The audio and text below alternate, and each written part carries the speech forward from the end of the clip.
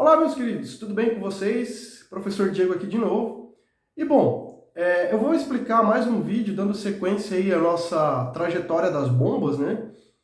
Pelo qual agora a gente vai considerar um número de finitas pás. Então vai ter uma quantidade de pás relativas, no qual o exercício anterior que eu resolvi para vocês era considerando um número infinito de pás. O que isso significa então? Significa que para fazer esse exercício é imprescindível que vocês assistam o vídeo anterior, que eu vou deixar o link aqui na descrição, para que não se perca nada no meio do caminho. Esse vídeo ele é demorado, mas ele tem várias explicações, principalmente na construção de gráficos, os polígonos de velocidades com todos os direcionamentos, ângulos, com cores diferentes, enfim. Então vale a pena muito assistir esse vídeo. E como a gente está nesse assunto de bomba, eu não poderia deixar de iniciar esse vídeo sem deixar uma célebre frase aqui do nosso poeta nacional, o Armandinho. Bom, tive que cortar aqui, mas a frase dele é o seguinte: seu guarda, não sou ladrão, passei de ano sem recuperação. Enquanto isso, vou descendo a minha lomba, andando de skate, estourando a minha bomba. Valeu! Sempre lembrando que as etapas para calcular os polígonos de velocidades com número finito de pás são as seguintes: coletar os dados do enunciado da figura, encontrar o número de pás para esta bomba específica, encontrar a energia de elevação considerando o número finito de pás, encontrar a potência de elevação considerando o número finito de pás também, depois encontra os polígonos de velocidade, a energia manométrica, a energia de pressão e a energia motriz. Em sequência, o rendimento hidráulico, o rendimento volumétrico, o rendimento global e, o não menos importante, a potência requerida para o acionamento. Vamos à primeira etapa, então, que seria coletar os dados do enunciado da figura. Só lembrando que esse exercício aqui, ele é um repeteco do exercício que eu fiz para o número infinito de pás. Então, para o número de infinito de pás, eu vou deixar o link aqui para vocês. E é imprescindível que vocês entendam aquele tipo de exercício para poder dar sequência nesse tipo de exercício aqui. Porque existem alguns elementos lá neste vídeo que vão ser tratados aqui. Obviamente, eu não vou ficar repetindo. Simplesmente eu vou colocar o valor e vocês vão encontrar que esse valor foi calculado no vídeo que está aqui nos cards, tá? Mas, lendo o enunciado novamente, diz o seguinte, né? As dimensões do rotor de uma bomba centrífuga na entrada são o diâmetro do impelidor de 350 milímetros. Então, na entrada, o diâmetro, né? Vamos chamar de Dzinho, né? D1, 350 milímetros. Largura da pá de 50 milímetros, que é o B. Então, B1 porque é a entrada, né? Com um ângulo de 65 milímetros. Então, ângulo de entrada, beta 1, 65 milímetros. Na saída, as dimensões são 1000 milímetros de diâmetro. Tá? Então, D2, mas manter o respeito. Largura da pá, 30 milímetros com o diâmetro com um ângulo de 70 graus. Então, ele já deu a largura aqui de 30 milímetros e um ângulo de 70 graus. A bomba trabalha com água, né? Onde a densidade relativa é igual a 1. E é acionada a 750 RPM. Então aqui também ele deu a velocidade, que permite uma vazão de 2.700 m3 por hora. Então esta é a vazão. Considere que o rotor é feito de ferro fundido. Então aqui, a partir daqui é uma informação totalmente nova, né? que no exercício anterior não existia. Ele diz que o rotor é feito de ferro fundido, e essa informação é importante. Tá? O tipo de fabricação do material, porque ele pode também ser metal usinado, né, ou lâminas forjadas, né? Mas aqui ele diz que é ferro fundido. A maioria dos motores, né, bombas, pelo processo de fabricação ter uma grande quantidade de peças, é mais fácil você fazer por fundição. Então, a maioria dos rotores é feito de ferro fundido. Com pá sem guia, né? Então essa informação também é importante, né? O que seria, né? Aqui está o rotor de uma bomba centrífuga. E temos as pás do rotor aqui.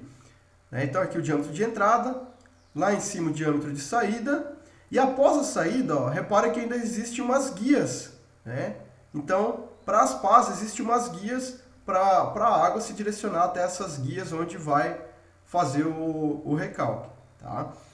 Então, nesse caso aqui, não vai ter guia. Né? Eu mostrei um exemplo de uma bomba com pá com guia, mas nesse exemplo, nesse exercício, são pás sem guias, né? E de espessura constante de 4 milímetros. Então, o que ele está querendo dizer? Que a espessura aqui, né, do rotor das minhas pás aqui, né, a espessura das pás é constante, é 4 milímetros. Então, tanto na entrada, aqui está um exemplo da entrada, né, então se o rotor gerar nesse sentido aqui, eu tenho as pás nesse sentido, então o S1 é igual a 4 milímetros. A espessura nós vamos chamar de S, tá?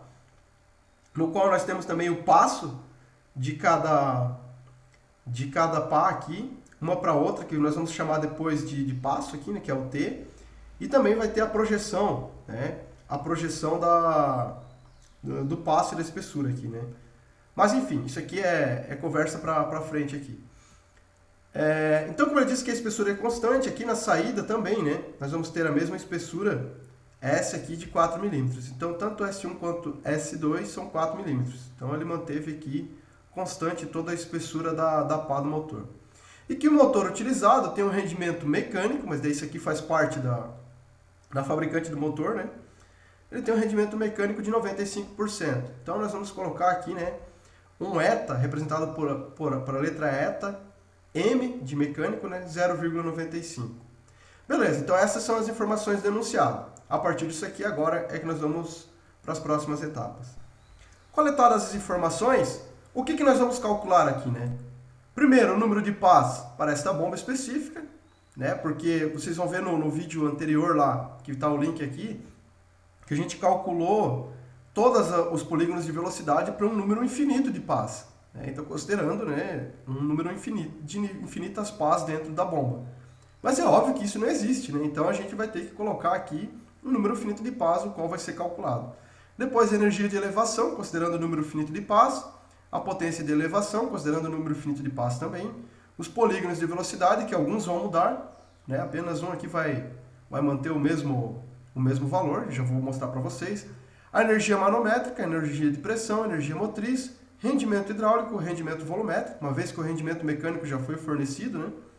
Depois o rendimento global e, por último, a potência requerida para o acionamento. Como eu falei para vocês, tá? É imprescindível que vocês assistam o vídeo que está aqui nos cards. Porque algumas informações que estão lá nós vamos utilizar. Por exemplo, né? Esses cálculos aqui, ó, eu tinha fornecido só a densidade relativa, vocês vão calcular a massa específica. Com isso, vocês calculam o peso específico, eu ensinei a calcular lá, mas isso aqui é bem tranquilo para a maioria de vocês engenheiros, né? Também é a velocidade angular, que eu forneci em RPM, que é transformado para radianos por segundo, né? E também para RPS, né? Que é só dividir por 60. Depois a vazão, né? Também estava em metro cúbico por hora, então foi convertido para metro cúbico por segundo. E a vazão em massa, que foi calculada, que é 750 kg por segundo. E outras informações que nós vamos utilizar desse exercício aqui são as seguintes, né? A altura de elevação teórica, desculpa, para o número infinito de pás, que era 135,26 metro coluna de água, já foi calculado. As velocidades de entrada e de saída, essas se mantêm, porque essas aqui dependem só da rotação e do diâmetro, né? Então, essas aqui não vão interferir. Então, tanto a velocidade de entrada quanto a de saída, elas se mantêm as mesmas para um número infinito de pás, tanto quanto para um número infinito de pás. E também, né, a meridional, as duas meridionais aqui, as velocidades meridianas, tanto de entrada quanto de saída, considerando o número infinito de pás. Por quê? Porque eu vou ter que calcular o rendimento volumétrico depois, elas serão importantes para isso. Tá? Então, essas informações aqui serão necessárias para fazer os cálculos deste problema. Bom, vamos começar então calculando a quantidade de pás que essa bomba aqui deverá conter. Para isso eu preciso das informações de entrada, dos diâmetros e o ângulo, e de saída também, né? O diâmetro e o ângulo. Né? E o material, que é ferro fundido. Por quê? Porque de acordo, né, com o livro do McIntyre, o coeficiente de rugosidade das pás, né, ele é 6,5 para rotores fundidos e 8 quando são rotores de chapa fina conformada ou usinada. Então, por isso que essa informação do material ser fundido ou usinado é importante. Nesse caso aqui, ele é feito de ferro fundido. Né? Óbvio que depois tem um acabamento de usinagem, né? Mas tem peças que são totalmente metálicas sem a rugosidade, né, de um material fundido. Então, eu vou usar esse coeficiente de rugosidade aqui de 6,5. Tá? Por que 6,5? Porque o rotor é feito de ferro fundido, segundo a informação do problema. Ok, e como é que eu calculo o número de pás, então? Por uma equação bem simples, né? Vai ser esse coeficiente de rugosidade vezes o diâmetro de saída mais o diâmetro de entrada sobre o diâmetro de saída menos o diâmetro de entrada, vezes ainda o seno, né, da média do ângulo, que é o ângulo de entrada mais o ângulo de saída dividido por 2. Ok, né? Como eu já deixei os valores aqui, substituo esses valores, né? Lembrando de passar para metro aqui, então como a saída é 1000 milímetros, passando para metro fica 1, né? E o 350 milímetros fica 0,35. Aqui não queria dizer se deixasse milímetros porque as diferenças iam dar iguais, né? Mas enfim, né? Para evitar transtorno, deixa em metro. Substitui aqui os valores e você vai ter um número de pás de 12,4723 pás. Pô, mas eu não vou colocar esse número quebrado aí, né? Não tem como colocar 12 pás e meia, né? Não vou deixar uma meia pá lá na minha bomba. Então arredonda para menos sempre, tá? Não para mais, sempre para menos. Por quê? Porque o número inteiro que forneceu aqui é o 12, né? O outro ficou quebrado. Então eu vou utilizar aqui, no mínimo 12 pás para essa bomba com esses diâmetros e ângulos que foram fornecidos pelo problema. Bom, então agora para a próxima etapa, que é calcular a energia de elevação considerando o número finito de pás, tem outras informações das quais vocês vão precisar, né? A primeira delas é que nós temos pás sem guias, né? E por que isso? Porque nós temos aqui um fator de correção de Pfleiderer, né? O pessoal que fala alemão aqui agora vai forrar o dedo no dislike, né? Eu não consigo fazer a pronúncia correta aqui do cidadão. Até tem um livro dele aqui que eu peguei emprestado da UDESC, né? Mas enfim, esse fator de correção é o psi. Quando eu tenho o rotor com pás com guia, ele é 0,6 mais o ângulo de saída sobre 125.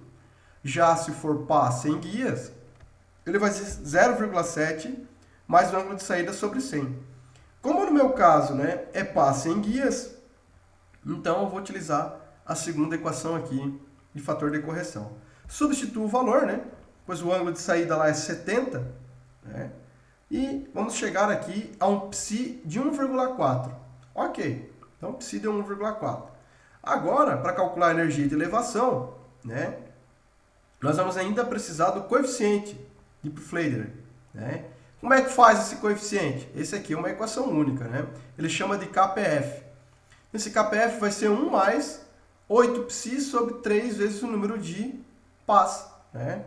Então, substituo os valores, pois eu conheço, né? Agora eu acabei de calcular o psi. Tenho também o número de pás aqui, que é 12 pás. E nós vamos chegar, então, ao coeficiente de Pfleiderer de 1,311, infinitos uns aqui, né? Ok. Com esse coeficiente, agora sim, vamos para a energia de elevação, né? Que essa energia teórica de elevação, né, vai utilizar a energia teórica de elevação considerando o número infinito de pás, que já foi calculado no exercício que está aqui nos cards, né? Sobre o coeficiente de Pfleiderer. Então, substitui os valores aqui e temos, então, a energia teórica de elevação para essa bomba aí de 103,165 aproximadamente metros coluna de água. Tá? Beleza, próxima etapa, então. A potência de elevação considerando o número finito de pás. Se eu tenho altura teórica de elevação, né, a minha potência teórica considerando o número finito de pás vai ser a vazão em massa, que até já deixei aqui também, que já foi calculado no exercício anterior, vezes a aceleração da gravidade, vezes a altura teórica de elevação, que foi calculado agora.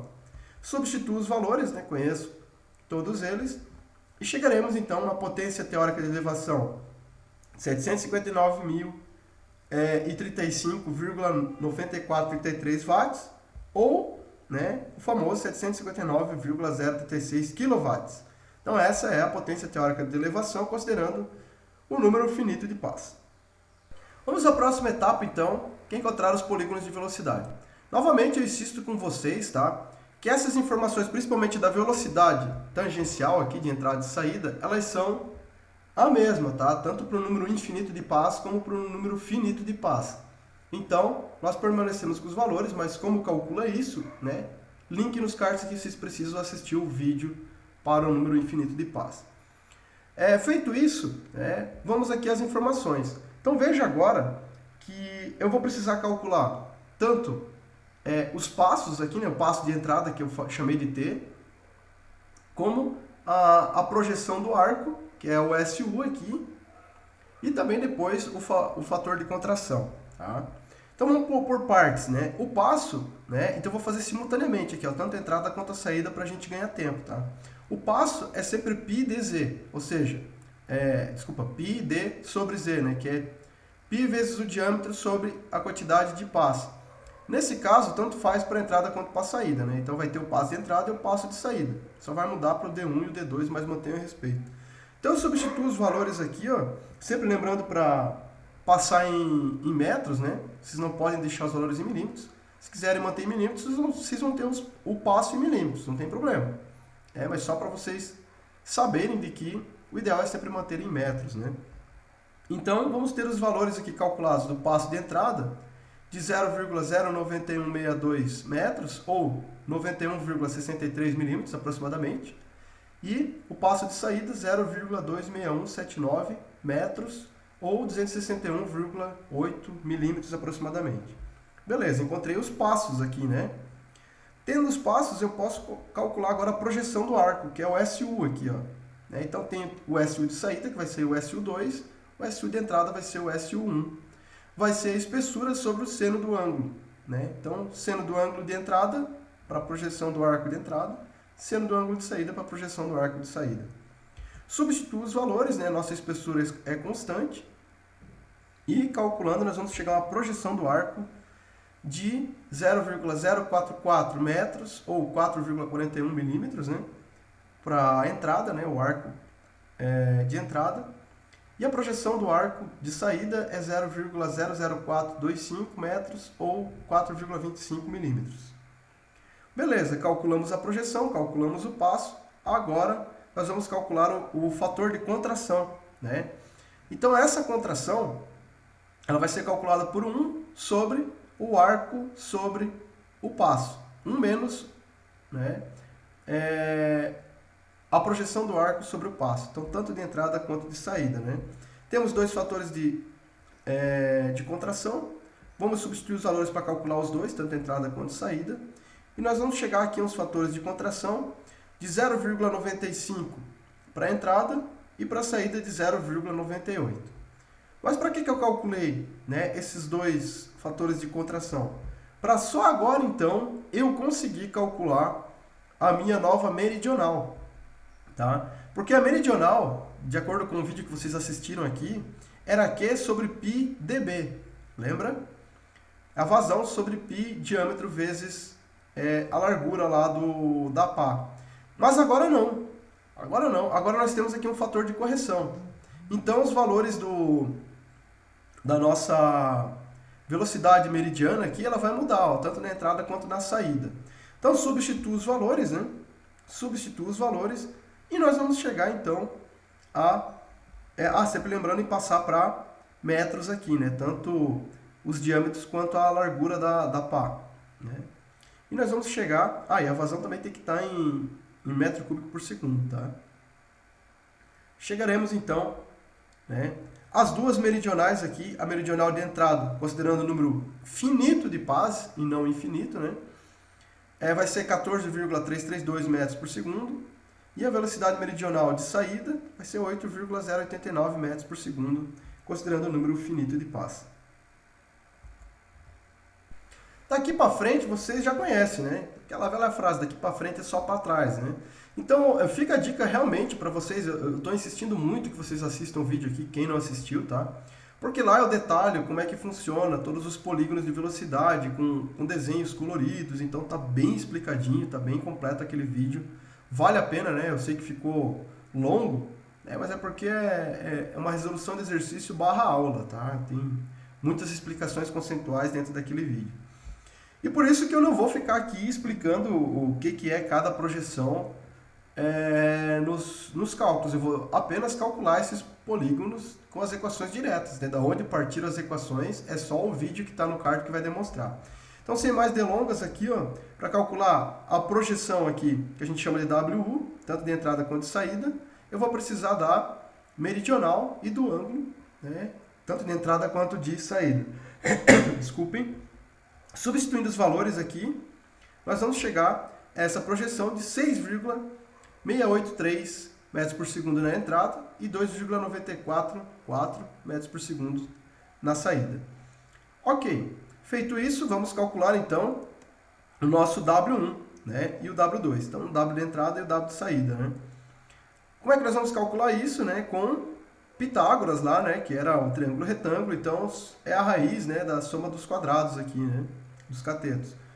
Substitui os valores, acabamos de calcular o WU, temos o CM aqui, que foi calculado, né, que é meridional, e vamos chegar então aos valores de 15,81 para a entrada e 8,608 para a saída. Ok. Feito isso, também vamos calcular então o famoso CU, né, o CU de entrada e o CU de saída, tem que tomar cuidado com essa palavra aí, que é a tangencial menos a projeção ali, né? Então a tangencial já foi calculada no último exercício, só substituímos os valores aqui e chegamos então ao famoso CU de entrada de 7,061 e de saída de 36,325 metros por segundo. Então, calculado isso aqui, continuando aqui com nossos polígonos, vamos calcular agora o C1, C de entrada e o C de saída, né? Novamente também é resultante aqui, né? Então, substituímos os valores, acabamos de calcular o CU, né? Temos a meridional também. E nós vamos ter o C de entrada de 15,977 e o C de saída de 37,215 metros por segundo. Também conseguimos calcular os ângulos, né? Então, esse ângulo aqui vai ser pela tangente, né? Também expliquei no outro vídeo lá. Substituímos os valores, né? E nós vamos ter aqui um ângulo aqui de 63,771 graus e o de saída de 12,554 graus. Bom, calculado então todos os polígonos de velocidade, a próxima etapa será calcular a energia manométrica. Existe um gráfico que eu forneço para os meus alunos, tá? Que é um gráfico que eu adaptei, eu editei esse gráfico, né? Mas vocês podem encontrar esse gráfico também no livro do Macintyre e outros livros de máquinas de fluxo, tá? Que é esse gráfico aqui, ó, onde a partir do ângulo de saída eu consigo calcular tanto o φ aqui, que é o grau de o coeficiente de pressão, tá?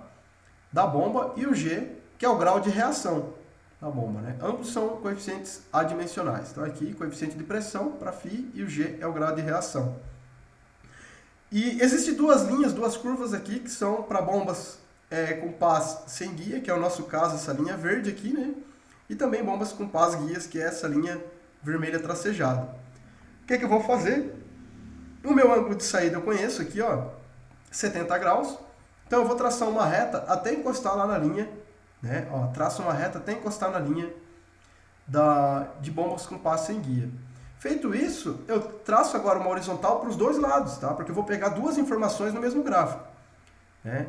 Então, aqui para o lado esquerdo, o meu coeficiente de pressão, né, vai ser aproximadamente 1,05, já o grau de reação vai ser 0,67. Então, essas duas informações pegos através desse gráfico, tendo o ângulo de saída da bomba. Beleza, feito isso, né, eu posso aplicar o cálculo da energia manométrica. O cálculo da energia manométrica é o φ vezes a velocidade de saída ao quadrado sobre 2g. Substituo, né, tem a velocidade de saída tangencial aqui, né? Então, substituo aqui os valores, eu acabei de pegar o φ no gráfico, tem aqui a velocidade de saída ao quadrado sobre 2 vezes a aceleração da gravidade, e chegamos então a uma energia manométrica de 82,529 metros coluna de água, tá? Então, essa aqui vocês precisam do auxílio do gráfico. A próxima etapa é energia de pressão. Para energia de pressão, eu vou usar o valor de G, né? Que vai ser a minha energia manométrica vezes o grau de reação. A energia manométrica foi calculada agora, né? Substituo o valor aqui vezes o grau de reação que foi encontrado no gráfico. Chegamos, então, a uma energia de pressão de 55,294 metros coluna de água. Tá? Próxima etapa é calcular a energia motriz. Esta é relacionada à energia mecânica que vai ser utilizada no sistema, né?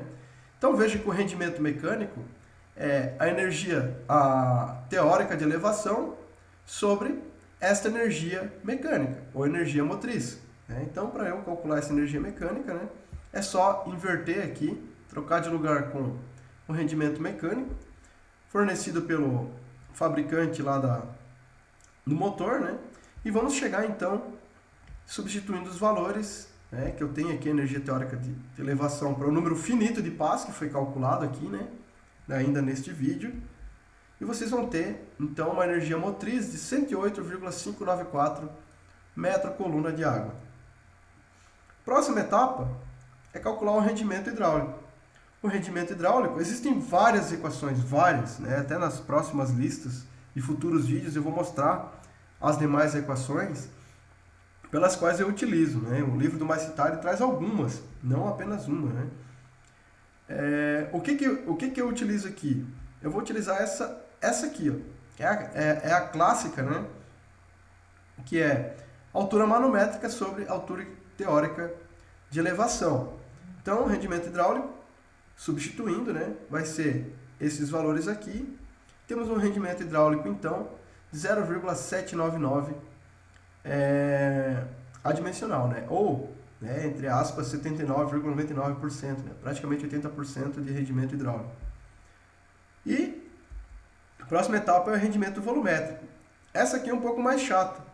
Por quê? Porque eu vou precisar tanto das meridionais que foram calculadas no vídeo aqui, que era considerando o número infinito de pás, quanto considerando o número finito de pás que foram calculadas nesse vídeo que você está assistindo agora.